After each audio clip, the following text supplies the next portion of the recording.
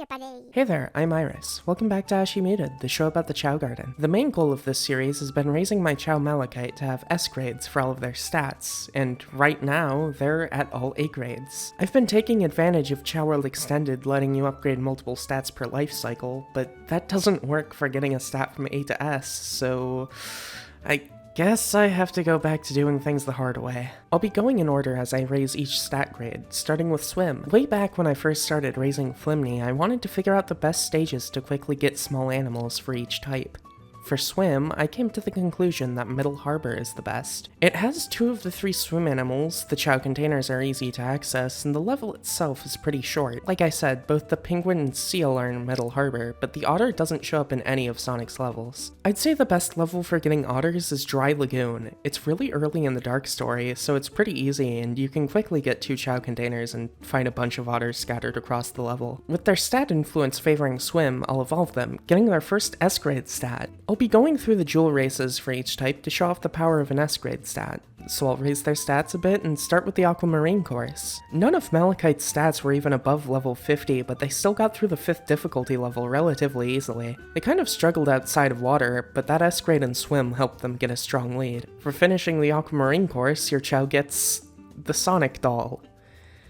Nobody tell Sunny about this. With that done, it's time to have Malachite reincarnate and start on the Fly S-grade. I never actually decided on a best stage for fly animals, but a run of Pyramid Cave for the Condor and Peacock, followed by White Jungle for the Parrot, was quick and easy. After evolving them and raising their stats, I brought them into the Topaz races with even lower levels than when they went through the Aquamarine course. They still ended up failing the 4th difficulty level the first time, but after some more stat raising, they got through the last 2 pretty easily. Oh, right, while raising their stats, Chocola stole a Chaos Emerald and wasted 1,000 rings.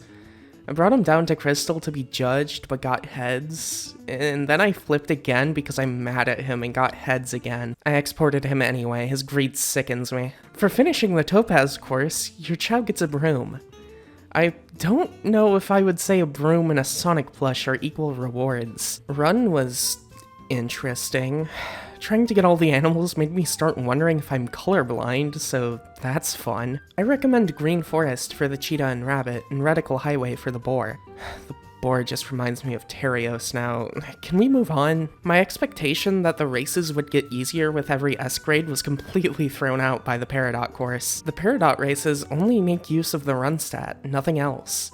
On paper, that should make this course easier than the first 2, but the opponents seemingly have much better stats to compensate. For clearing the Peridot course, your Chow gets a picture book, a reward that's way better than a broom. Power's next, and it's actually tough to pin down the best levels. Skyrail is the easiest speed stage with 2 power animals, so it's probably your best bet for getting lots of bears and tigers. Iron Gate is the easiest stage overall with 2 power type animals, having the gorilla and tiger, but it's also a mech stage.